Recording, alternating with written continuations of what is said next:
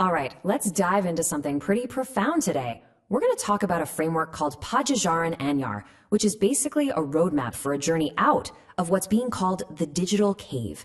And I think that's a concept that's going to hit home for a lot of us. But first, before we get into all that, I really want you to just sit with this question for a second. Is your mind truly your own? It's a big question, I know, but it's really the heart of everything we're about to explore.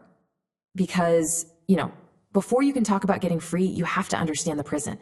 So this first part is all about diagnosing this digital cave. We have to really get a handle on the problem before we can even start to think about the solution. So what exactly is this digital cave? Well, think of it like a modern day Plato's cave. It's not a real physical place. It's a state of mind. It's this kind of mental colonization where we've started to mistake the flickering shadows on our screens for the entire world, for the only truth. And we get trapped, not by actual walls, but by this invisible system of control. Now, it's so easy to blame our gadgets, right? To blame AI. But here's the crucial thing. Technology isn't the real cause. It's just the latest and, honestly, the most effective tool that's being used to perfect a much, much older system of controlling how we think. We think we're using the tools, but really, we're the ones being shaped by them. And the scale of this is just huge. It goes so much deeper than just what we buy or the headlines we click on. This mental colonization has seeped into the very foundations of our civilization. I mean, look at this list. It's our language, our social structures, our economy, our politics, even our deepest philosophies and beliefs. It's a takeover of the entire human experience. Okay, so that's the diagnosis, and yeah, it's pretty heavy stuff. But this is the turning point in the story. We're now shifting from just understanding the prison to facing the one question that can actually lead us out.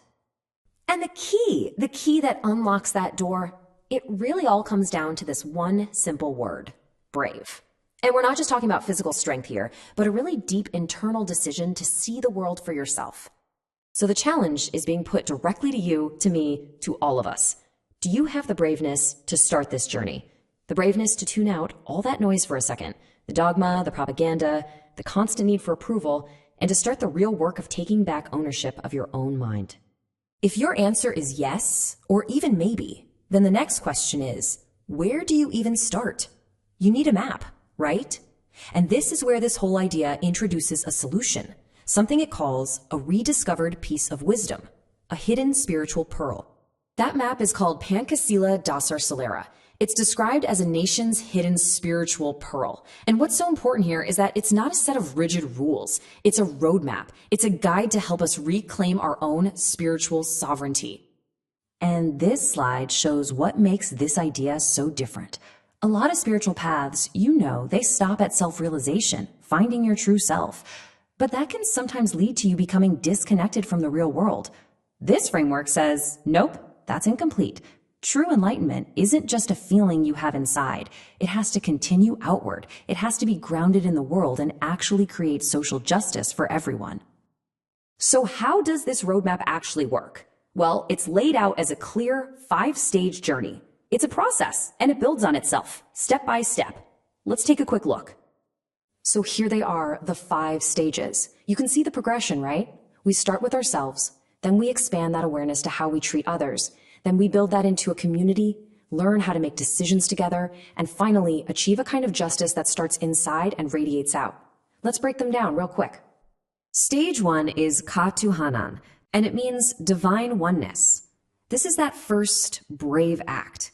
It's the journey inward to find your true sovereign self, a self that isn't defined by what everyone else tells you to be. Next up is Stage 2, Ka-Manusan, which means humanity.